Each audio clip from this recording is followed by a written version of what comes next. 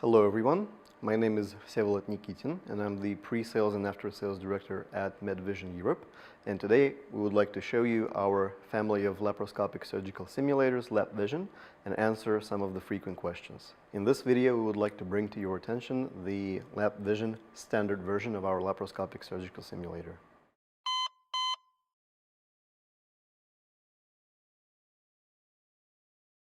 Let's begin with the standard version of LapVision Simulator.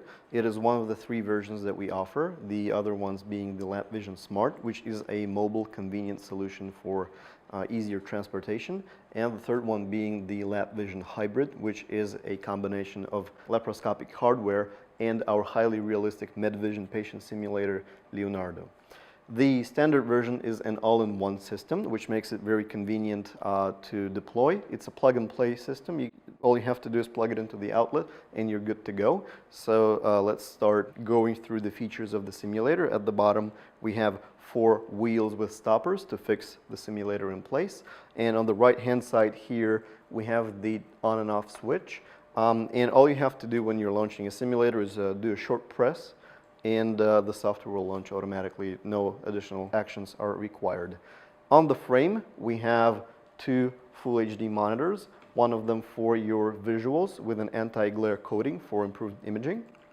And the one on the right-hand side is a touch screen, and the menu controls are optimized for touch input, and they are exactly the same throughout all of our surgical simulators, so that you'll always feel familiar with the interface and at home with our surgical simulators. Here we have height adjustment, and the range of height adjustment is very broad, suiting taller and shorter trainees. Let me demonstrate to you.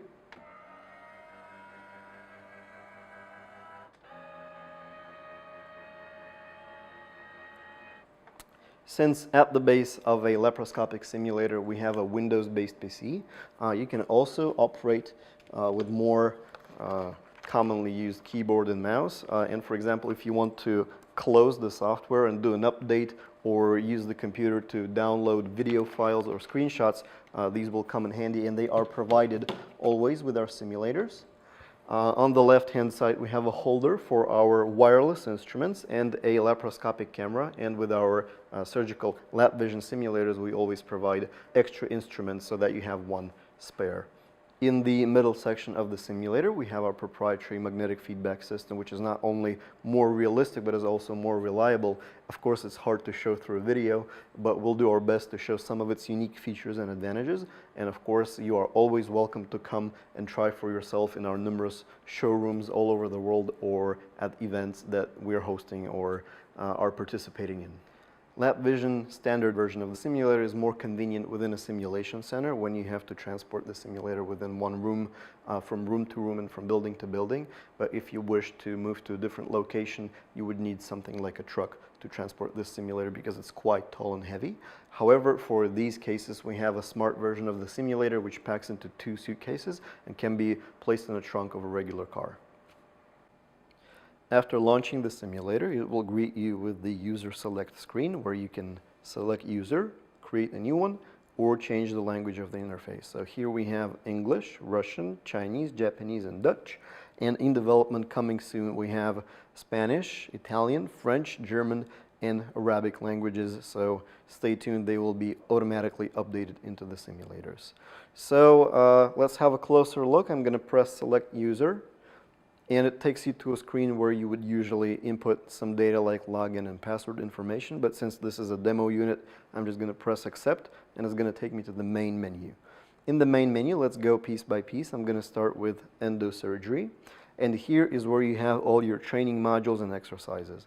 I'm going to select one to show what lies beneath, so we're going to do sigmoid colon resection, for example, and in this screen is where you could choose the sub-module that you want to try and train. So here you would either have a different anatomy, a different action training, or a different procedure training within a surgical complex. So pressing next, in this screen you can choose an anatomy if it is provided for this case. So for example, here we have a male patient of 50 years old, or it could be, for example, a female patient of 65. So it depends on the module. Where is relevant, it might have different anatomies. Anatomy description, exercise description, videos if you want to have a look beforehand, and a couple of very important options right here in the bottom right corner. So free mode of the operation allows you to do the operation in the way you see fit. So for example, using different instruments, using different techniques, or generally giving you more freedom. If you aren't launching it in free mode, it's going to hold your hand and it's going to only let you go to the next step when you have executed the previous one perfectly. So it's more suited for first-timers, for example. And then below that, record video replay of the exercise. Don't forget to tick this box if you need it. But generally, if you're just training, it's not necessary because at some point it's going to clog up the memory of the computer, the storage, and you'll have to close the program and clean up a little bit. And here we have the difficulty level selection. This will not affect the actual surgery. It will affect how harsh the metrics and the grading that you're going to get after the surgery is going to get. And in the bottom left corner right here, we have the button that takes a screenshot. So let me press it. It says screenshot is done. And in this top right corner, you have the user select icon. So you can press this one and go back to user selection screen from any submenu in this software. So let's go back here, pressing the arrow in the top left corner. Back. Training courses. How are they different from the first section? So this is a sequence of modules. After you are launching a training course, you have to either complete it or to terminate it from this menu, or it's going to keep taking you to this course. If you want to launch something outside of this course, you'll have to close it and go back to end the surgery and launch it independently. Going back, and we have statistics here, and statistics are recordings of your operations and your training sessions here, and let's press one of them, statistics. It's going to show you a detailed report. So here you'll have time, you'll have your grade, the amount of points you got, and for example, parameters like blood loss or how accurate or how smooth you were using your instruments. You can export to Excel, or you can straight out print the statistics, and it gives you added flexibility. Since this is a Windows-based system, you can connect a mouse, you can connect a keyboard, a set of speakers, or you can connect it to an external big screen. So for example, we like to do demos with big screens in election halls, for example, so you can show it to your whole class. Let's go back here. Teaching materials are basically videos that we have in this system. So in this system, we will have two kinds of videos. So one kind, let me find some, yep, got it right here. So one kind of them is going to be an actual surgery recording. So you can see how it is in real life and try to get the feel of it. And you can scroll through it. You can access this before surgery, during surgery, so it doesn't matter when you're trying to have a look. So for example, because graphical and drawn objects might not always look exactly like they do in real life, so you might want to go here, or you might want to watch a video of this surgery before going into the actual operation. Now let me show you something. If we go back here and go teaching materials and go to hernioplasty, so this was operation hernioplasty, and if you just press hernioplasty right here, it's going to show you a module performed by one of our employees on this simulator, and it will give you a better, like a hint, an idea of what you're trying to do in this module as well. Let's have a look at some of the advantages and features of LapVision Simulator, and I have launched a module, total hysterectomy, and I'll show operation of camera, instruments, and some other features with this one. So first of all, choosing the angle of the optics, I'm going to first demonstrate with a 0 degree. With a 0 degree, you can see we are entering the trocar here, and you can see the other trocars up there. And the closer you get, the more intense the light is getting, because we have this little feature simulating the light source on the tip of the camera. So I'm going to remove it and go to 30 degree optics to show how you can operate this. You can do the swivel and rotation, left, right, up and down, of course, and angle adjustment like this right here. So I'm going to go back and choose the 0 degree again for this module, and I am going to fix it in a position that I like. So after this, we're going to take the wireless laparoscopic instrument. It consists of 3 parts, so the branches of the instrument, the little enclosure where we have all the electronics and a magnetic stick that is working together in conjunction with our coils for the magnetic feedback system. So they are pretty gentle, and be careful with them because they will stick to metal, and they will especially stick to each other because they're both magnetic. And if this happens for any reason, change the grip, please, and unstick them carefully as not to bend the metal. It's pretty soft, so it's not too hard to bend it back into shape, but still helps being a little more careful around them. So this button at the top is to turn it on and off, and you can see it blinking rapidly here, which means that it is connected and is working fine. When you are setting it to charge, it's going to start flashing in orange. So I'm going to choose endo shears for this demonstration, and what I want to show you is I want to show you the physics that we have here and the way you can make mistakes and amend for them. So I'm going to make an incision, a cut here, and you can see pretty severe bleeding started there, and you can actually see the liquid physics. If I place my instrument here, the blood splatters all over, which I think is very realistic. And then not only can you work with the organ that you can see on the screen, you can actually damage the rest, so the surrounding tissue. So not only can you make things in a perfect way, you can also make mistakes and correct them. If I switch to virtual tips mode, you can see little red indicators which will show where the actual bleeding is happening. So, and the blue line, of course, shows where you have to make the incision.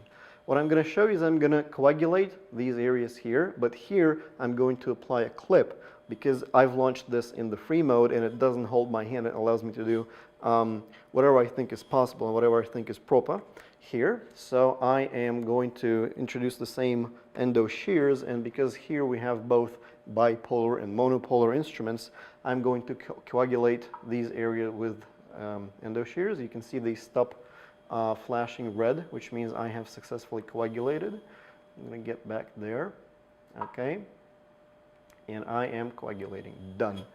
I'm going to change my instrument to the clip applier. There it is. And let's apply a clip to this pretty severe bleeding site. Just a second. There we go. So hopefully I'll do it first time right. Nope, second.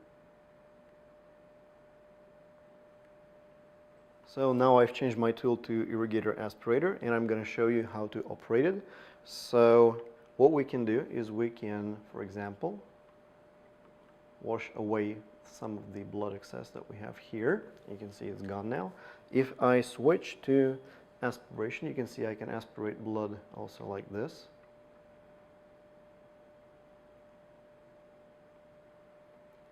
And in our simulator we have liquid physics. So basically what it means is that when there's liquid coming and coming, if you have a cavity, it's going to go there, and you have to actually touch the liquid to aspirate it, and if it's under the organ, you have to actually get in there and aspirate that area as well. So I think that's pretty cool. On the right hand side here we have the touch screen for our menu optimized for touch input. Let's start with top left corner. Here we have the doubling feature for the button on the camera to freeze and unfreeze. Down here we have the virtual trocars, which we can switch between if we have virtual trocars. For example, in laparoscopic chole, in this simulator we have virtual trocar modules, and what you do is you freeze the instruments with the white button on the top, and you remove it, switch the trocar here, pressing to another one, and you put it back in through another trocar. The angle is going to be different.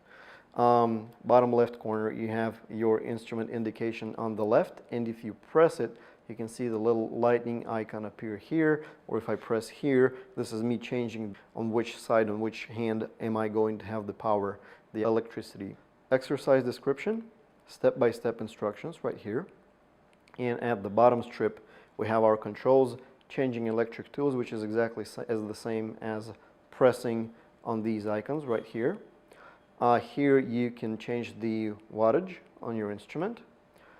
This is where you switch between aspiration and irrigation. And this is the uterus manipulator, and you can control it here. Sometimes if you have some more specific instruments, left, right, up, down, forwards and backwards. If you have some specific instruments, they may have additional controls here. Virtual tips are going to show you the coagulation sites, your bleeding sites. They're going to show you some hints and messages that will guide you even in free mode if you are looking for some guidance. Then a button to launch a video course, which will show this exact module being performed by one of our employees. You can scroll through it if you need a hint. Press this button to minimize. And a button to launch a 3D anatomy atlas. Here you can add and remove layers like this. And if you operate here, you can rotate the image. A little picture, a little icon here you can tap to take a screenshot right there. And top right corner is where all of your battery status for all of your connected instruments is located. If you press the exit button, you're going to be taken to a report screen where you can see the name of the module and the anatomy you've been working on and detailed statistics of how you performed. You can instantly export to Excel, print, launch the next exercise, or retry this one. Let's have a closer look at the 3D anatomy atlas that we have, launching it from this tab. Here we have the layers that we can add or remove. For example, I'm going to remove arteries. What else? I want to remove small intestine and let's say colon, right? So here you have the area where you can rotate the image and have a better look at some other areas. You can scroll up and down with these two buttons and zoom in and out with these buttons over here. However, we have one more interesting feature that I would like to show you is you switch here to endoscope view and you unfreeze the camera and you can navigate and rotate around in the 3D anatomy picture. So here, for example, we see the uterus and some of the vessels and anatomy surrounding it. A very useful tool for working with your trainees. So we went back to the user selection screen and inputted a password that will be provided to your technicians or operators of this system that open up two more submenus for additional settings and calibration that are usually closed to trainees because you wouldn't want them accessing these settings. So I'm going to go to additional settings first, and here you have three submenus, and let's start one by one. Personalization houses two very important settings. So first one is related to your instruments. Usually when you are operating in a module, when you close the branches of the instrument and open them, it opens up a menu of tool selection. And if you tick this box here, the instrument selection is going to be here on the screen rather than on the instrument. But we like it on the instrument because you have to completely remove the instrument from the port, which mimics what you would do in real life. So it has an added layer of immersion. The second one is switch on and off the feedback of tools. So this one is also important because if you for some reason believe that the feedback system in your instrument is interfering with your module or your performance, or you believe it is unrealistic, you can turn this off in this setting here and it's not going to interfere anymore. Second one is database management, and here you can back up and restore data. And the last one, a very important setting, monitor settings. So sometimes after transportation, after a Windows update or something else, monitors might get mixed up. So because they have specific numbers, so for example, the touch screen is a number 1 and the second monitor up top is number 2, and after an update they are mixed up, or vice versa. You want to go to this setting and either connect a mouse and click, or click with your finger, and they will be as they should be because the menu is on the right monitor always because it's a touch screen. Calibration, a very important submenu. Here, everything is straightforward. On the right hand side, you have your instrument indication. You have to insert them into a port and close the handle of the instrument and press instrument of the handle is closed, or open it and press instrument handle is open. Here on the left hand side you have your ports. They correspond to the ports that you have. So first one is central one, C, left one, right one. If you're confused, you can move the port around a little bit which is something I'm doing right now, and you'll see numbers change right here, and you'll instantly know this is the one. So what you do basically is you read what it says here, insert the instrument at a 90-degree angle, you do this, you press the button, calibrated. Here at a 45-degree angle, press the button, calibrated. And at the bottom here, you insert the laparoscopic camera up-directed like this, and you press this button, and you're done. Press accept, and you are calibrated. Let's talk about service mode. To go into service mode, you press select user, or you go back to user select screen from the main menu. Here you press the user tab, and here either with the connected keyboard or with the one that will pop up on the screen, you enter 427, which will always be true for all of our surgical simulators. You press accept, and you can instantly know that you are in the service menu when you see the X appear in the top right corner to close the software, which you don't want your trainees to do. You can see additional settings and calibration about which we already talked about. And you can close the software to go into Windows, for example, to connect to internet, to export video files and screenshots or upload them to the cloud, go into the team viewer to allow our team of engineers a remote access, or for example, if the monitor settings didn't work for you for some reason from inside the software, you can go into Windows settings, go to System, and this is where the first one is always going to be display, and this is where your display settings are located, and you can either change their position like this by dragging them around or with the mouse. And when you select one, you can always press make this main display, and this is which will make it the one. The main one should be the non-touch one. Remote diagnostics feature is baked in our LapVision family of simulators. To access it, you have to go into Windows, and in Windows, usually on the desktop, find the ComTest icon, double click. So when you connect online or via phone call with our software engineer, they might ask you to launch ComTest, and here I will illustrate what you might need to do. So they would ask to physically move or press some buttons on the elements of the system, and they would see on the screen the response. So that, for example, here I am moving the port, and we can see that it is connected. So I can do it for both ports. And here, if you switch to instruments, you can look at all of your instruments individually, pressing buttons, rotating them, opening and closing branches, so the engineer will tell you what to do to get the diagnostics. So I'll give you an example with the laparoscopic camera. Here we have 3 buttons. So for example, when I'm pressing it, you can see it lights up in green and shows that it's being pressed. If I rotate the focus wheel, it will change the value right here, and the same for the instrument rotation. So if you have suspicion that something isn't working, you can press a button and you'll see a response here, so that this will help you understand where you should look for the fault. And if you press pedal, I'm pressing the pedal now here, you can see that there is a response, and it certainly works. LapVision Standard, rear view. Here you have your PC where you can connect your keyboard or mouse or external USB flash drive, or connect it to internet via cable, or connect additional monitors, for example, if you so desire. Don't forget to flip this switch over here to turn the PSU on and off. And when you get your new simulator, all you have to connect is 3 things. They're right here. So first of all is the power cable, standard, connects in here. Then you are connecting your laparoscopic camera imitator. They are color coded, and you have to align this little area here. Done. And the last thing you have to connect is are your pedals right there. And the connector only goes one way, and it has to click into place. And to remove it, you have to press the button and pull it gently. As easy as that. A couple of words about monitor connections. So the main monitor, which is non-touch screen, is connected classically with 2 cables, one of which is power cable, and the other one is the video interface.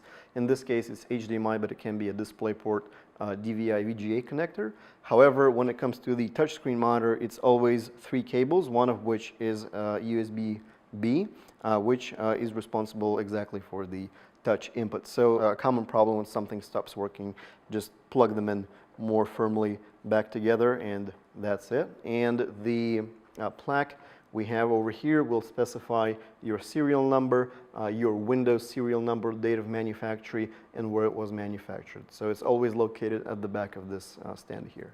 Thank you for watching. This and many other videos about MedVision simulators can be found on our Instagram, YouTube channel, and on our website. See you in a live demo.